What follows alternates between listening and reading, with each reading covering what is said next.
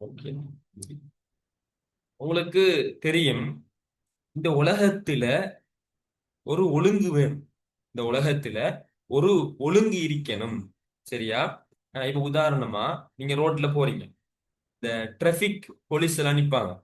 Traffic light அந்த system எல்லாம் ஒரு ஒழுங்காக போட்டு ஒரு அந்த 20, 19, 18 அப்படின்ட்டு டைம் ஓடும்.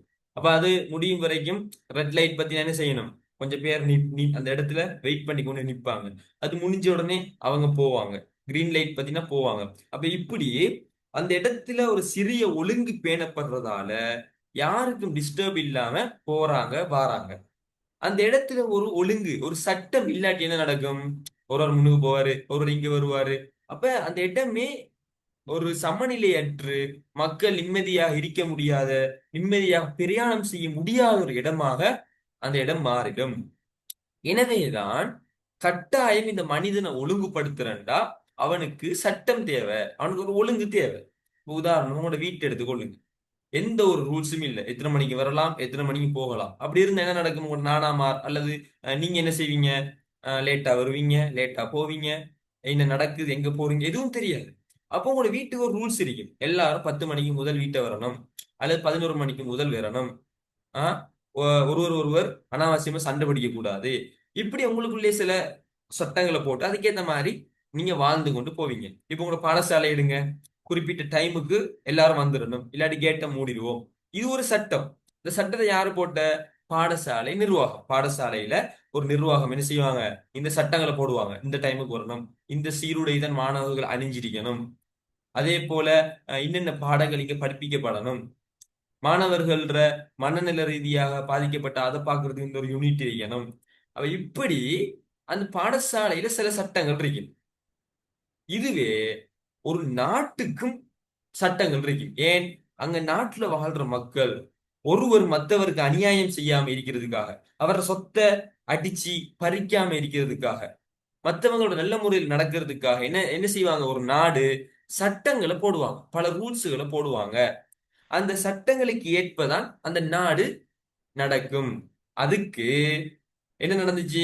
அந்த காலத்துல இருக்கிற மன்னர்கள் எல்லாம் அவங்க தனியே முடிவெடுத்தாங்க. இன்னென்ன சட்டம் வேணும், இன்னென்ன சட்டம் வேணும் அப்படின்னு முடிவெடுத்தாங்க. காலம் போக போக இந்த மன்னர் ஆட்சி எல்லாம் வீழ்த்திட்டு மக்கள் நாங்களே ஆட்சி செய்யணும், நாங்க தான் ஒரு நாட்டுடைய சட்டம் எப்படி இருக்கணும், எங்களுக்கு எப்படி சட்டம் பொருந்துங்கிறது நாங்க தான் தீர்மானிக்கின்ற முடிவெடுத்தாங்க. இப்ப உதாரணமா உங்களோட கிளாஸ் ரூம் இருக்குது. உங்களோட கிளாஸ் ரூம்ல இருந்து நீங்க எல்லாரும் சொல்றீங்க, எங்கட கிளாஸ் ரூம் எப்படி இருக்கணுங்கிறத நாங்க தான் முடிவு எடுக்கணும். எனவே நீங்க எல்லாரும் சேர்ந்து உங்களோட ஃப்ரெண்ட் ஒரு ஆளை மோனிட்டரா தெரிவு செய்றீங்க. அந்த மோனிட்டர்கிட்ட சொல்றீங்க, நீ எங்கட சார்பாக எங்களோட வகுப்பறை எப்படி இருக்கணும்னு நீ டீச்சர்கிட்ட பேசு அப்படி சொல்றீங்க. அவ போய் பேசுறா, இப்படி இந்த கலர்ல இருக்கணும், இந்த பெயிண்ட் அடிக்கணும், இப்படி இப்படி இருக்கணும், இப்படி இப்படிதான் பாடம் நடக்கணும் அப்படின்னு சொல்றா. இதே மாதிரி இந்த உலக நாட்டு மக்கள் ஒரு கட்டத்தில் என்ன செஞ்சாங்கன்னா, இப்ப அமெரிக்கா, பிரித்தானியா போன்ற இடங்கள்ல எல்லாம் எங்களுக்கு தேவையான சட்டங்களை நாங்க தான் இயற்றணும் அப்படின்னு சொன்னாங்க. அந்த அடிப்படையில தாங்க ஒவ்வொரு இடத்துல இருந்தும் ஒரு பிரதிநிதியை தெரிவு செஞ்சு தங்களை சார்பு அனுப்புவாங்க. நீ போய் ஒரு இடத்துல இருந்து கூடி பேசி நமக்கு சார்பாக நல்ல சட்டங்களை இயற்று அப்படின்னு அனுப்பினாங்க. இப்படி ஒவ்வொரு இடத்துல இருந்து அனுப்பினா ஒரு 10, 15 பேர் போவாங்க. போனா அவங்க இருக்கிறதுக்கு ஒரு இடம் தேவை. அப்படித்தானே? அவங்க இருக்கிறதுக்கு ஒரு இடம் தேவை. மன்னர் இருந்தா ஒரு தனியார் அரண்மனையில இருந்து சட்டத்தை ஏற்றுட்டு போயிடுவாரு. இப்ப மனிதர்கள் ஒவ்வொரு பிரதேசத்துல இருந்தும் எங்கிட்ட சார்பாக ஒரு ஆள் அனுப்பியிருக்கிறாங்க. இப்ப எல்லாரும் போய் இருக்க ஒரு இடம் தேவை. அந்த இடத்துக்கு பேரு தான் சட்டமன்றம். அங்க இருந்துட்டு நாட்டுக்கு தேவையான சட்டங்களை ஏற்றுவாங்க. ஏன் நாட்டுக்கு சட்டம் தேவை? நாட்டில் இருக்கிற மக்கள் நிம்மதியா சந்தோஷமா வாழ்றேன்னு சொன்னா, எந்த ஒரு பிரச்சனையும் சச்சரவும் இல்லாம வாழணும்டா அங்க சட்டம் தேவை. சட்டம் இருந்தாதான் மக்கள் ஒரு கட்டுக்கோப்பட இருப்பாங்க. அப்ப அதுக்காக வேண்டி சட்டங்கள் இயற்றப்படணும். அந்த சட்டங்களை இயற்றுறதுக்கு ஒரு இடம் தேவை. அந்த இடம் தான் சட்டமன்றம். அது கோல்ஃபுரு கமரன்ல இருந்து என்ன, அதுக்கு பிறகு குருமக்கலம்ல இருந்து ஒவ்வொரு யாப்புக்கு அது பேர் மாறும். இப்ப அரச சபைன்னு வச்சுக்கிறாங்க, அரசு கழகம்னு வச்சுக்கிறாங்க. அது என்ன? சட்டத்தை இயற்றுற இடம். அப்ப இதைத்தான் இன்றைய வகுப்புல நாங்க படிக்க போறோம். இலங்கை நாட்டுல இப்படி மக்கள் எல்லாரையும் ஒழுங்காக வச்சு கொள்றதுக்கு சட்டம் இயற்றுறது ஒரு சபை தேவை. அதுக்கு அரச சபை அப்படிங்கிற பேர்ல டொனமூர் யாப்பு இந்த இலங்கை மக்களுக்கு ஒப்படைத்தது. ஆனா இதுல ஒரு வித்தியாசம் இருந்துச்சு. முந்திய யாப்புல எல்லாம் சட்டசபைன்னு ஒன்று இருக்கும். அவங்க சட்டத்தை மட்டும் இயற்றுவாங்க. அங்கல நிர்வாக சபை இருக்கும், சட்ட நிர்வாக சபை. அவங்க அதை நடைமுறைப்படுத்துவாங்க. உண்மையிலேயே இந்த மணி டிவென்சர்ல எல்லாம் என்னதான் இலங்கை மக்கள் கூட போய் இருந்தாலும் அவங்க முடிவு செஞ்சு ஒரு சட்டத்தை ஏத்துறாங்க. இப்படி வேணும், இலங்கை மக்களுக்கு இப்படி பாடசாலைகள் வேணும், இலங்கை மக்களுக்கு இந்த குளங்கள் வேணும், என்னதான் சட்டங்களை இயற்றினாலும் நடைமுறைப்படுத்துற பெரும்பாலான அதிகாரம் ஆளுநர் இருந்துச்சு. அவர் என்ன செஞ்சாரு? அப்படியா, அப்படியான்னு எல்லாத்தையும் கேட்டுட்டு அவர் நினைச்ச மாதிரி நடைமுறைப்படுத்தினாரு. இது ஒரு பெரிய பிரச்சனை. மணி டெவன்சியர்ல இது ஒரு பெரிய பிரச்சனை மக்கள் எல்லாருக்கும். இந்த சந்தர்ப்பத்துல தான் தொணமூர்ல பிரச்சனை படுத்துறாங்க. எங்களுக்கு இப்படி எல்லாம் நீங்க வேணாம், இது ஒரு பொறுப்பற்ற ஒரு இதா இருக்குது, எல்லாத்தையும் எங்கள்ட்ட தாரமாறி தந்துட்டு நீங்க நீங்க செய்றீங்க, கட்டுப்படுத்தி வச்சுட்டு இருக்கிறீங்க. ஆஹ் நாங்க எங்களோட கருத்தும் கேட்கறீங்க. இப்ப உதாரணமா டீச்சர் கேட்கிறா, நாளைக்கு ஸ்கூல் வைக்கிறதா இல்லையா? நீங்க நிறைய பேர் சொல்றீங்க ஸ்கூல் நாளைக்கு தேவையில்லை மிஸ், ஒவ்வொரு நாளும் படிக்கிறோம், நாளைக்கு ஸ்கூல் தேவையில்லைன்னு சொல்றீங்க. எல்லாத்தையும் கேட்டு போட்டு மிஸ் சொல்றா, சரி எல்லாம் நாளைக்கு ஸ்கூலுக்கு வாங்க அப்படிங்கிறா. அப்ப ஏன் கேட்ட? இதே போலதான் ஆளுநர் என்ன செய்வான்? சரி சட்டத்தை சொல்லு, அப்படியே எல்லாரும் சேர்ந்து சட்டத்தை ஒன்று ஏற்றுவாங்க. அதுக்கு பிறகு சொல்லுவான், நான் இப்படித்தான் செய்வேன். அப்ப ஏன் நீ கேட்ட? இந்த பிரச்சனை மன்னிங் டெவன்சியர்ல வருது. அப்ப டொனமூர் அரசியல் யாப்புல கொடுக்கிற இந்த அரச கழகம், இந்த அரச என்ன, இந்த இந்த சபையில் என்ன நடக்குதுன்னு சொன்னா, இந்த சபையில் என்ன நடக்குதுன்னு சொன்னா, அவங்க நீங்க சட்டமும் இயற்றலாம், அதை நீங்களும் நடைமுறைப்படுத்தலாம் அப்படின்ற சிஸ்டத்துல கொடுக்காங்க. சரியா? தான் முதன் முறையா இலங்கையில இப்படி ஒரு யாப்புல இதுவரையும் கொடுத்ததே இல்லை. இப்ப நான் முதன் முறையா சரி, இலங்கைக்கு தேவையான சட்டங்களை இலங்கை மக்களாகிய நீங்களே ஏற்றுங்க, பிரச்சனை இல்லை, நீங்களே நடைமுறைப்படுத்துங்க. அதானே கேட்டீங்க நீங்க, நீங்களே அதை நடைமுறைப்படுத்துங்க அப்படின்னு கொடுத்தாங்க. அப்ப இந்த அரசு கழகம் என்ன செய்தது? ரெண்டு வேலை பார்த்துச்சு. ஒன்று சட்டத்தை ஏற்றதும் அதுதான், நடைமுறைப்படுத்துறதும் அதுதான். முந்தி இருந்த யாப்பெல்லாம் உதாரணமாக எப்படின்னு சொன்னா, நீங்க ஆசிரியர்கள்லாம் ஒன்று கூடி என்ன செய்யணும், ஹவுஸ் மீட் எப்படி நடக்கணும், எப்படி செய்யணும்னு பிளேன் போடுவாங்க, சட்டத்தை போடுவாங்க. மாணவர்கள் அதை இம்ப்ளிமெண்ட் பண்ணுவாங்க. அப்ப சட்டம் போடுறாங்க வேற, இம்ப்ளிமெண்ட் பண்றாங்க வேற, இப்படித்தான் இருந்துச்சு. ஆனா இவங்க என்ன செய்யறாங்க? இந்த டொனமுரி ஆப்ல எப்படி ஹவுஸ் மீட் நடக்குன்னு திட்டம் போடுறது நீங்க தான், மாணவர்கள் தான் போய் திட்டம் போடுறீங்க, நீங்க தான் அதை இம்ப்ளிமெண்ட் பண்றீங்க. இந்த சிஸ்டத்தை தான் எங்க கொண்டு வந்தாங்க? டொனமுரி ஆப்ல கொண்டு வந்தாங்க. எப்படி? அரசு கழகம் இருக்குது, இதுல மொத்தம் எத்தனை உறுப்பினர்கள்? டக்குனு கமெண்ட் பண்ணுங்க பாப்போம். யாரு படிக்கிறீங்க இந்த பாப்போம். எத்தனை பேர் இருந்தாங்க டொனமுரி ஆப்ல அரசு கழகத்துல? எத்தனை பேர் இருந்தாங்க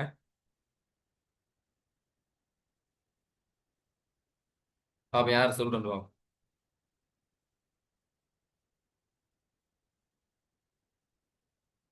ஆ? எத்தனை பேர் இருந்தாங்க?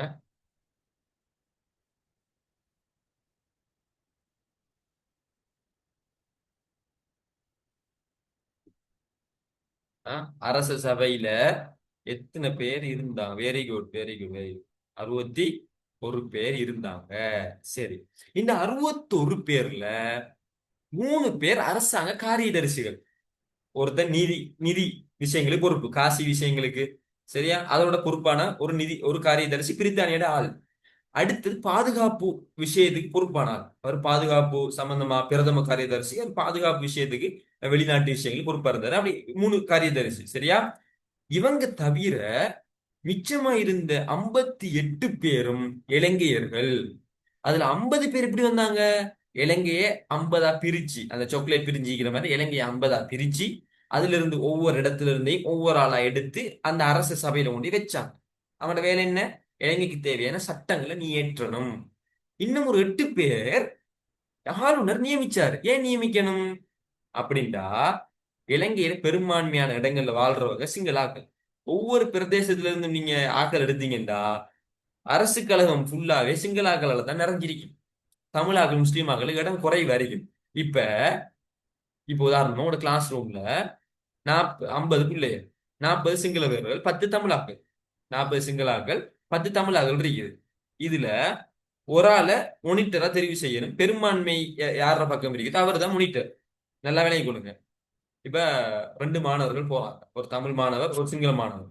பெரும்பான்மை தெரிவு செய்யறார்கள் தான் மொனிட்டரா வருவாரு. இப்ப யாருக்கு பெரும்பான்மை விழும்? எப்படி சிங்களால தான் விழும். ஏன்? வகுப்புல 40 பேர் இருக்கிறாங்க, எல்லாரும் சிங்களாக. தப்பி தவறி அவங்க எல்லாரும் தமிழாக்குற பக்கம் இவர் நல்லவர் போனாலே தவிர பெரும்பாலும் சிங்களவங்களுக்கு தான் போடுவாங்க. அதே மாதிரி இலங்கையிலேயும் சிங்களாக்கள் அதிகமாக சில பிரதேசங்கள் இருப்பாங்க, தமிழாக்கள் முஸ்லீமாக கொஞ்சம் பேர் இருப்பாங்க. அப்ப இவங்க யாரும் வந்த யாரா தெரிவு செய்வாங்களா? தெரிவு செய்ய மாட்டாங்க. இதனால சிறுபான்மையர்கள் இந்த சட்டத்தை ஏற்று இந்த சபையில, அரசு கழகம் அல்லது அரச சபையில குறைஞ்சிடுவாங்க அப்படிங்கிற காரணத்தால நியமனம் எட்ட வச்சாங்க. அப்படின்னா பிரித்தானிய ஆளுநர் என்ன செய்வாரு? இந்த தேசாதிபதி 8 பேரை அவர் நினைக்கிறாங்க செலக்ட் பண்ணலாம், பண்ணி போடலாம். இது என்னத்துக்கு வச்சாங்க? சிறுபான்மையர்கள் பாதிக்கப்படக்கூடாது, அவங்களையும் நம்ம உள்வாங்கிறோங்கிற காரணத்துக்கு தான். இருந்தாலும் அதுல 4 பேர் ஐரோப்பியர், சரியா? அதுல மிச்சம் 4 பேர்ல தான் இந்த முஸ்லிமாக்கள் அப்படி கொண்ட கொடுத்தாங்க. அதுலயும் சிறுபான்மைங்கிறது, சிறுபான்மைங்கிற பேர்ல அவங்க பரங்கியர் இந்த ஐரோப்பியர்கள் அப்படி தான் கொடுத்தாங்க. சரி, அது வேற விஷயம். எனவே இந்த அரசு கழகம், இந்த அரச சபையில 61 பேர் இருக்கிறாங்க. 50 பேர் பிரதேசவாரி தேர்தல் முறை மூலம் மக்களால வந்தவங்க, 8 பேர் நியமனம் மூலமாக வந்தவங்க, 3 பேர் அரசாங்க காரியதரிசி. மொத்தம் எத்தனை? 61 பேர். இவங்களோட வேலை என்னண்டா, நாட்டுக்கு தேவையான சட்டங்களை ஏற்றி கொடுக்கணும். உதாரணமா இலங்கையில என்ன செய்வோம்? இலவச கல்வியை நாங்க கொண்டு வருவோம். ஒரு சட்டம். சட்டத்தை கொண்டு வந்த உடனே அது அங்க டிபேட்ல நடக்கும், விவாதம் எல்லாம் போகும். 61 பேர் சண்டை பிடிப்பாங்க, செய்யறியா செய்யற இல்லையா, அதா இதா எல்லாம் நடந்து கடைசியில ஓட்டு எல்லாம் போடுவாங்க. அதுல பெரும்பான்மை ஓட்டு வந்தா அது சட்டமா மாறும். இலங்கையில குளம் கட்டணும், இலங்கையில வைத்தியசாலைகளை கொண்டு வரணும், இலங்கையில பாடசாலைகளை புனரமைக்கணும். இப்படி புது புது சட்டங்கள் வரும். இப்படிதான் இருக்கணும். அதெல்லாம் இங்கதான் கலந்தாலோசிச்சு முடிவெடுப்பாங்க. சரியா? அதே நேரம் அந்த இலங்கை நாட்டை நடைமுறைப்படுத்துறது, இந்த காரியங்களை முடிவெடுத்தாச்சு. இப்ப இதை செயற்படுத்துறதுக்கு பிரித்தானியாவில எல்லாம் வேற யார்கள் இருப்பாங்க, அமைச்சர்கள் சொல்லி அதுக்கு வேற ஒரு டீம் இருக்கும். அவங்க தான் அதை நடைமுறைப்படுத்துவாங்க. அது பாராளுமன்றத்துக்குள்ள வராது, அது வேற. அதைத்தான் இலங்கை கரையோர சிங்கள மக்கள் கேட்டுக்கொண்டிருந்தாங்க. ஆனா இவங்க என்ன சொன்னாங்க? அது தெரியலாது. என்ன, உங்களுக்கு இலங்கையில பெருசு அரசியல் கட்சி இன்னும் வளரல, உங்களுக்கு அந்த அளவுக்கு அரசியல் பயிற்சி இல்ல, அறிவு இல்ல, எனவே உங்களுக்கு அது தெரியலாதுன்னு சொல்லி சுவிட்சர்லாந்துல இருக்கிற என்ன செஞ்சாங்க? இந்த நிர்வாக குழு முறையை கொடுத்தாங்க. அப்படின்னா அதே அரசு கழகத்தில் இருக்கிற அந்த 61 பேர்ல இருந்தே நிர்வாக குழுக்கான ஆட்களை எடுத்து அவங்கள 7 டீமா புரிச்சு அதன் மூலமாக தன்னை நாட்டுற இந்த நிர்வாக விஷயங்களை நடைமுறைப்படுத்துவாங்க. அதுக்கு என்ன செஞ்சாங்க? ஓகே, 61 பேரையும் எடுத்து அதுல அரசாங்க காரியதரிசி 3 பேரையும் கழிச்சாங்க. கழிச்சா எத்தனை? 58. சபாநாயகரையும் கழிச்சாங்க. சபாநாயகர்னா யாரு? முதல் கூட்டம் நடக்கும் போது இந்த 50 பேர், அங்க 8 பேர் 3 பேர் 61 பேர் ஒரு இடத்துல இருப்பாங்களே, முதல் கூட்டம் நடக்குமே எலெக்ஷன்லாம் நடந்ததுக்கு பிறகு. இப்ப விஜய் இது பார்த்திருப்பீங்க, அவர் தெரிவு செஞ்சதுக்கு பிறகு முதலாவது பதவியேற்பு விழாவில் நடந்துச்சு. அத மாதிரி பாராளுமன்ற அந்த அரசு கழகத்துல நடக்கும். அங்க ஃபெஸ்ட்டுக்கு செய்யற வேலை சபாநாயகரை தேர்ந்தெடுப்பாங்க, இரண்டாவது உபசபாநாயகரை தேர்ந்தெடுப்பாங்க. இந்த நிர்வாக குழுங்கிறது அந்த 61 பேர்ல 3 காரியதரிசியை கழிச்சிட்டு இந்த சபாநாயகரை கழிச்சிட்டு மிச்சமா வர 57 பேரையும் 7 குழுக்களா பிரிச்சாங்க. விவசாயத்துக்கு ஒரு குழு, கல்விக்கு ஒரு குழு, சரியா, சுகாதாரத்துக்கு ஒரு குழு, இப்படி பிரிச்சாங்க. ஒரு குழுல 6 தொடக்கம் 9 நபர்கள் இருந்தாங்க. சில டியூட்ல பாத்தீங்கன்னா 7 தொடக்கம் 8 வரும். பிரிச்சுட்டு அவங்களுக்குன்னு ஒரு தலைவர், அந்த தலைவருக்கு கீழே ஒரு 7 பேர் இருப்பாங்க. இவங்க விவசாயத்துக்கு பொறுப்பு. இவங்க அது சம்பந்தமான சட்டங்கள் அதை நடைமுறைப்படுத்தணும். சரியா? இவங்க சட்டங்களை யார்கிட்ட கொடுக்குறாங்களோ அவங்க சரியா செய்யறாங்களான்னு பார்க்கணும். இவங்க சில இலாகாக்கள், இந்த சட்டங்கள் நடைமுறைப்படுத்துற சில அரசாங்க இலாகாக்களுக்கு யாரை பொருத்தமா தலைவரை போடலாம், அதை பார்க்கணும். இவங்க இந்த விஷயங்கள் எல்லாம் பார்ப்பாங்க. சரியா? இப்ப உதாரணமா உங்களோட ஸ்கூல்ல என்ன செய்யறாங்க அப்படின்னா, 50 பேர் இருக்கிறீங்க ஒரு கிளாஸ்ல. 50 பேரும் ஒன்று சேர்ந்து எப்படி நாங்க ஹவுஸ் மீட் நடத்துறது? ஹவுஸ் மீட் எல்லாரும் ஸ்கூல்ல இருக்குதா? இருக்கிறவங்க ஹேண்ட் ரைஸ் பண்ணுங்க. யார ஸ்கூல்ல எல்லாம் ஹவுஸ் மீட் இருக்குது? ஹேண்ட் ரைஸ் பண்ணுங்க பாப்போம். ஒருவர் 2 பேர். நேஷனல் ஸ்கூல்ல இருக்கும். அதே போல மற்ற ஸ்கூல்லையும் இருக்குது. என்கிட்ட சொல்லுங்க. 3 பேர் ஸ்கூல்ல இருக்குது. சரி, வேற. 5 பேர் ஸ்கூல்ல ஹவுஸ் மீட். இந்த 2 பேர் ஸ்கூல் ஒன்று நான், இன்னொன்று ஒரு ஆள்ற ஸ்கூல்ல இல்லைன்னு நினைக்கிறேன். ஆஹ் சரி, சிலவங்க பிரைவேட்டா படிக்கிறாங்க அவங்களா இருந்தாலும் பெரும்பாலும் இருக்காது. சரி, ஹேண்ட்ரைஸை விடுங்க. இப்ப ஹவுஸ் மீட் நீங்க திட்டம் போடுறீங்க எப்படி நடக்கணும். 50 பேருமே ஒன்று சேர்ந்து நாங்க இந்த முறை ஹவுஸுக்கு வேற வேற பேர் வைப்போம். சரி, சும்மா டைப் பண்ணுங்க பாப்போம்.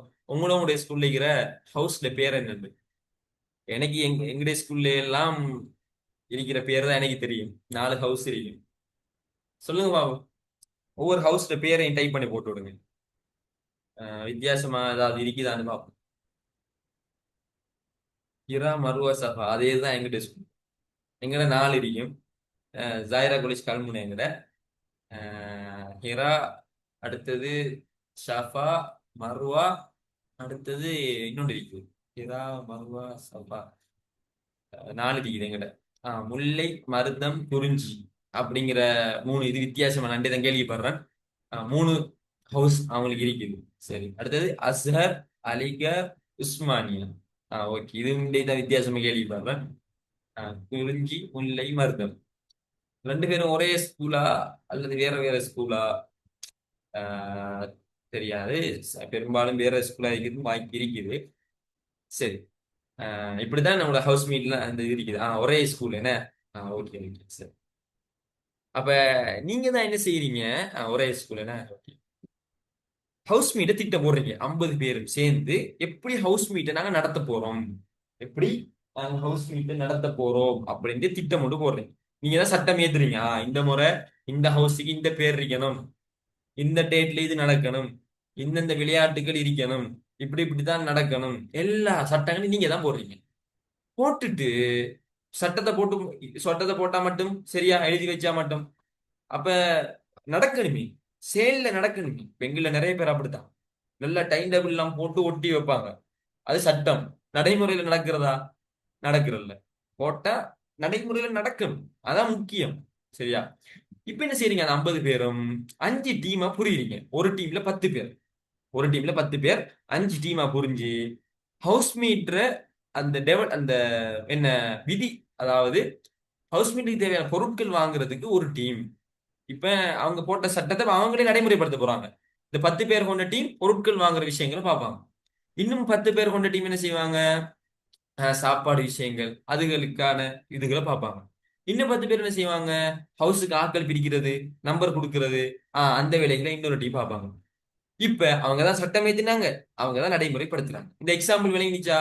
இதே போலதான் டொனமூரி ஆப்புலையும் அரசு கழகம் இருந்துச்சு. அவங்களே சட்டத்தை ஏற்றுவாங்க, அப்புறம் அவங்களே ஒரு 7 டீமா புரிஞ்சு அதை நடைமுறைப்படுத்துவாங்க. அவ்வளவுதான் விஷயம்.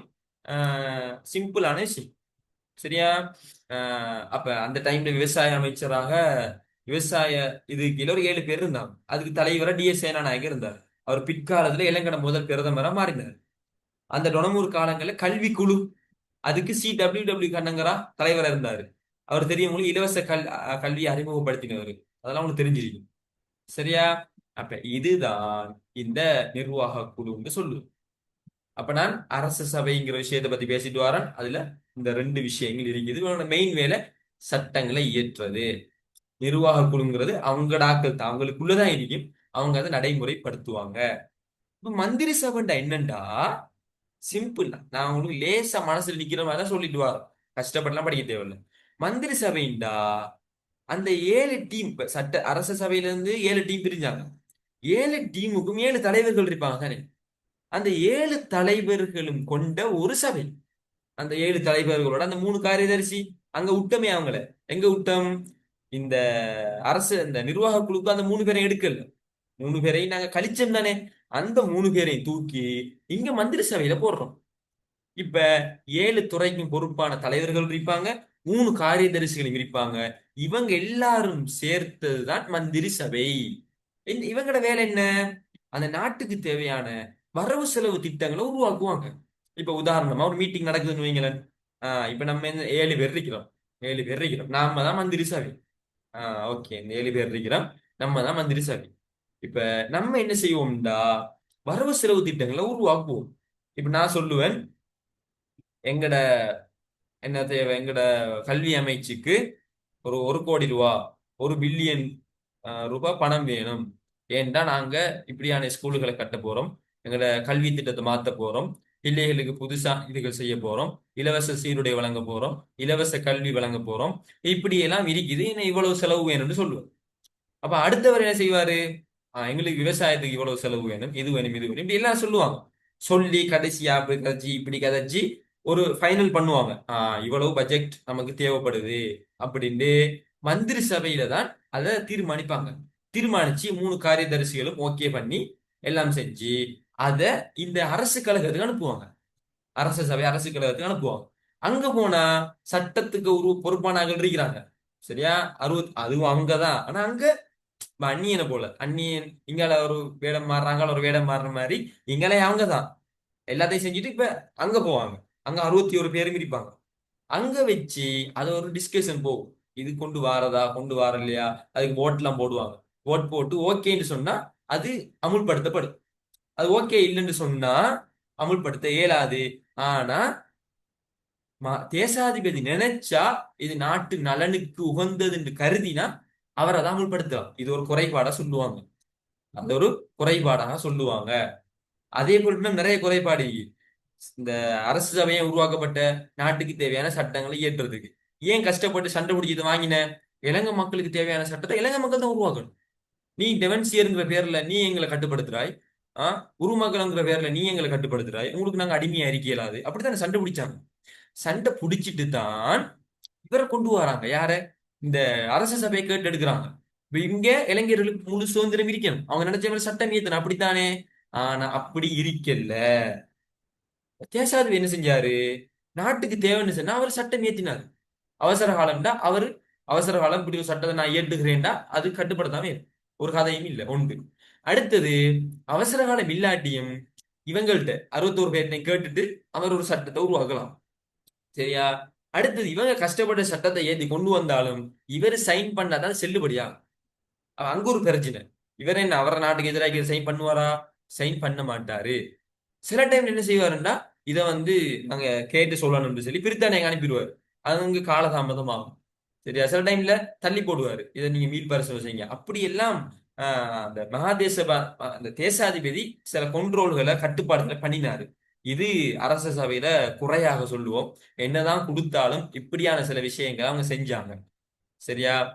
அவங்களோட மெயின் வேலை இந்த 61 பேரையும் அரச சபையில இருந்துட்டு சட்டங்களை ஏற்றுறது. சட்டங்களை ஏற்றுவாங்க. ஓகே, அப்ப இதுதான் விஷயம்.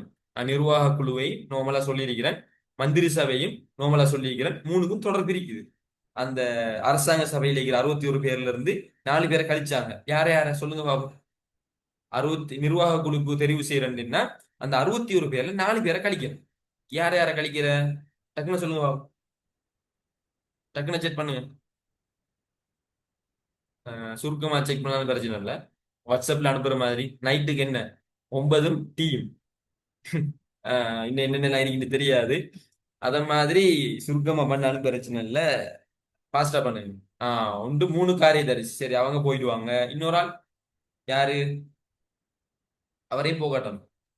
சபாநாயகர், வெரி குட். சபாநாயகரை நாங்க அனுப்பிடுவோம். சபாநாயகர் அனுப்பிடுவோம். அப்ப 4 பேர் போனா 57 பேர். 57 பேரை 7ஆ பிரிப்பாங்க. பிரிச்சு 7 டீம், விவசாயம், கல்வி, சுகாதாரம், ஒவ்வொன்றுக்கும் ஒரு டீம். அப்ப இதுதான் நிர்வாக குழு. இவங்களோட வேலை என்ன? அவங்க ஏத்தின சட்டத்தை நடைமுறைப்படுத்துறது, இம்ப்ளிமெண்ட் பண்றது. அதுக்கு வேலைகளை இவங்க பார்ப்பாங்க. அந்த வேலையை சரியா பாக்குறது. அடுத்தது இவங்க இவங்க அமைச்சர்கள் அந்த வேலையை ஒரு ஆள்கிட்ட பொறுப்பு கொடுப்பாங்க. இலாகா என்று சொல்றவங்க பொறுப்பு கொடுப்பாங்க. அவங்க சரியா செய்யறாங்களா, அவங்களுக்கு எந்த தலைவரை போடுறது, அவங்களோட வரவு செலவு திட்டங்களை இவங்க பாக்குறது, அப்படி சில வேலைகளை இவங்க செஞ்சு கொண்டிருந்தாங்க. சரியா? அடுத்தது மந்திரி சபை. அந்த 7 டீம் தலைவர்களை 3 காரியதரிசியை வச்சு ஒரு மந்திரி சபை உருவாக்கினாங்க. இவங்க மெயினா வரவு செலவு திட்டங்களை அரசாங்க சபையை கொண்டு போற ஆட்களாக இருந்தாங்க. இதுல ஒரு சிக்கல் இருக்குது, என்ன தெரியுமா? இலங்கட மிக முக்கியமான பொறுப்புகள், மிக முக்கியமான ஒன்று பாதுகாப்பு. அதனாலதான் இப்ப இருக்கிற ஜனாதிபதி தான் அந்த பாதுகாப்பு வச்சிருக்காரு. ஏன்னா மிக முக்கியமானது பாதுகாப்பு. அவங்கள்ட்ட தான் நாட்டுல படைகள் எல்லாம் இருக்கும். அது முக்கியம்.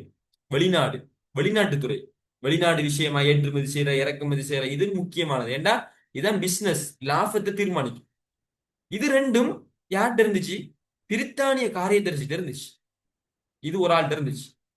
அடுத்தது ஒரு நாட்டோட ஃபைனான்ஸ் விஷயம், காசி பணம் சம்பந்தப்பட்டது. காசு கொடுக்கிறதா இல்லையா, ஒரு நாட்டுக்கு எவ்வளவு வரணும் போகணும், இதை தீர்மானிக்கிற அதிகாரமும் அந்த காரியதரிசிட்டு கொடுத்துருந்தாங்க.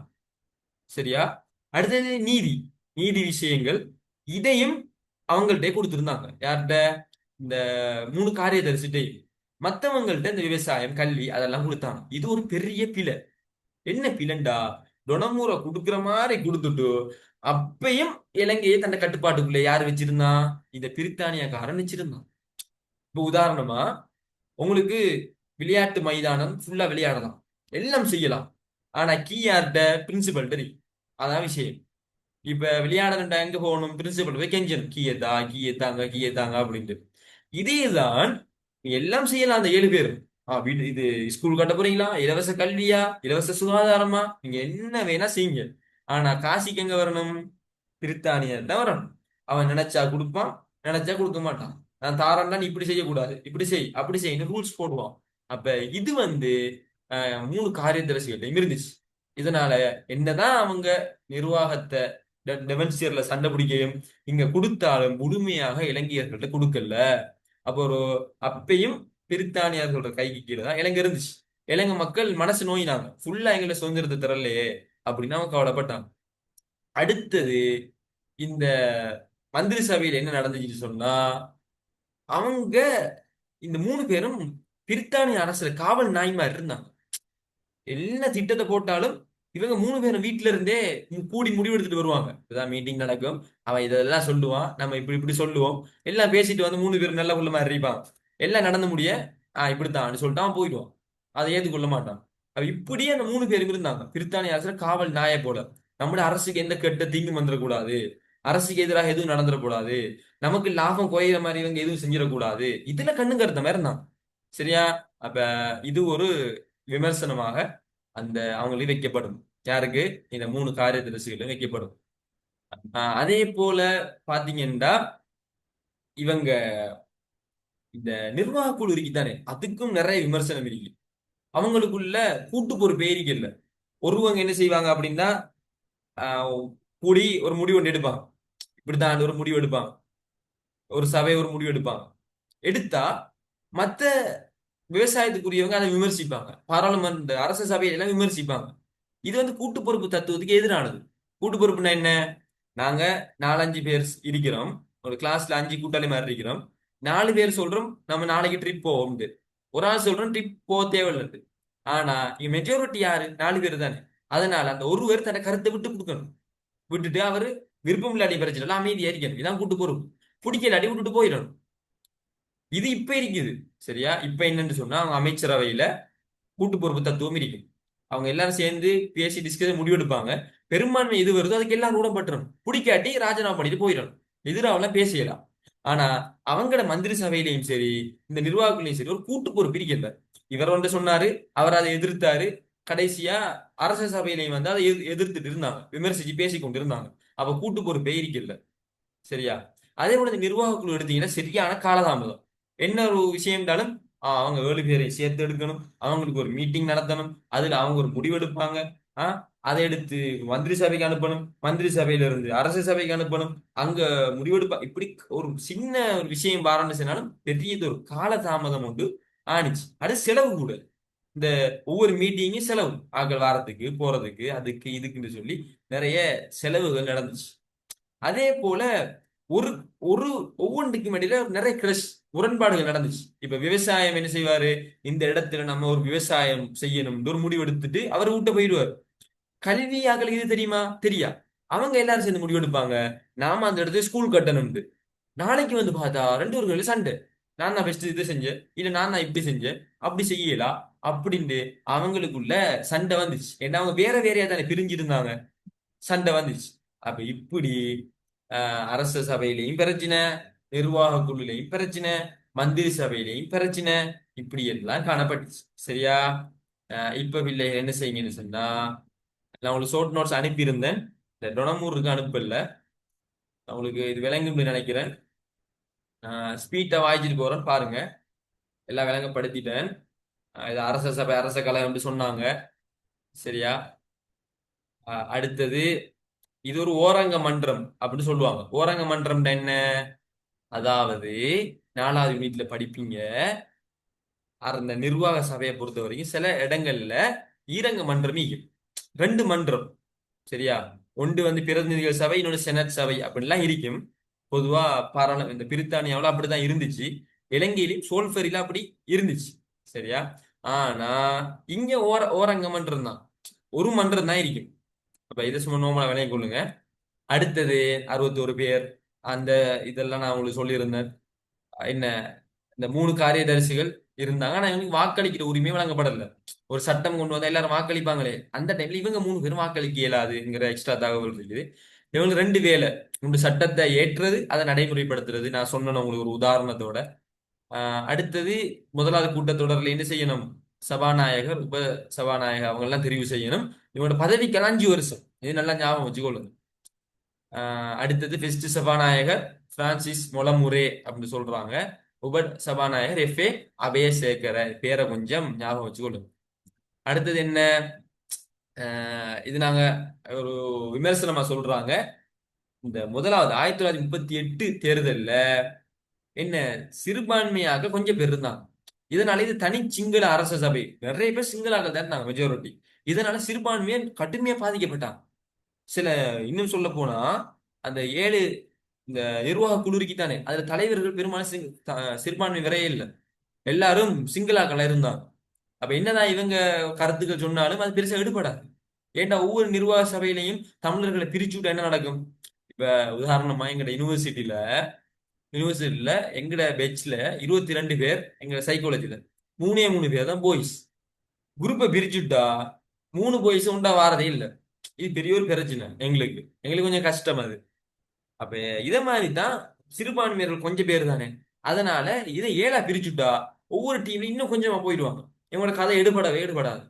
அப்ப இதுவும் நிர்வாக கூடல ஒரு விமர்சனமா சொல்லுவாங்க. ஒரு நிமிஷம் தான் இருக்குது, அதோட திரும்ப ரீஜாயின் ஆகி கொடுங்க.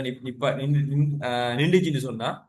அடுத்தது இச்சபையில பாதுகாப்பு, வெளி விவகாரம், சரியா, ஆஹ் அரசு சேவைகள் மற்றைய பகுதிகளில் அதிகாரமற்று காணப்பட்டது. நான் சொன்னேன் தானே, பாதுகாப்பு, வெளி விவகாரம்லாம் பிரித்தானியர்கள் இருந்துச்சு, இலங்கையாக்கள்கிட்ட அதிகாரம் இருக்கல. அதனாலதான் ஒரு முழுமையான அதிகாரங்கள்ட்ட இல்லைங்கிற கவலையை அவங்க பெற்றுக்கொண்டாங்க இலங்கை மக்கள். இதுல அதிகாரங்கள், இதுல அதிகாரம் என்ன? சட்டம் இயற்றுறது. இதுல அதிகாரம் நான் ஏற்கனவே சொன்னேனே, வேற சட்டம் இயற்றுறது. ஆனா அதுல நிறைய கஷ்டங்கள் இருந்துச்சு, நிறைய தடைகள் இருந்துச்சு. அதை நான் சொல்லியிருந்தேன். தேசாதிபதி எல்லாத்துக்கும் சைன் வைக்கணும். அவர் எல்லாத்துக்கும் வைப்பாரா? அவர் நாட்டுக்கு எதிராக இருந்தா வைக்க மாட்டாரு. மக்கள் சுதந்திரத்துக்கு கொஞ்சம் நோக்கி போறாங்கன்னா வைக்க மாட்டாரு. ஓகே, கட்டாக போகுது. அடுத்ததுக்கு வாங்க. நான் சொன்ன விஷயங்கள் தான் இதுல இருக்குது. அடுத்தது 7 பேரா சேர்ந்து அதை நடைமுறைப்படுத்தினாங்க. அதான் விஷயம். இப்ப நாங்க அடுத்தது நிர்வாக குழு முறை அடுத்த இதுல பார்ப்போம். எல்லாரும் கட்டாயம் டக்குனு ஜாயின் ஆகிக்கொள்ளும்.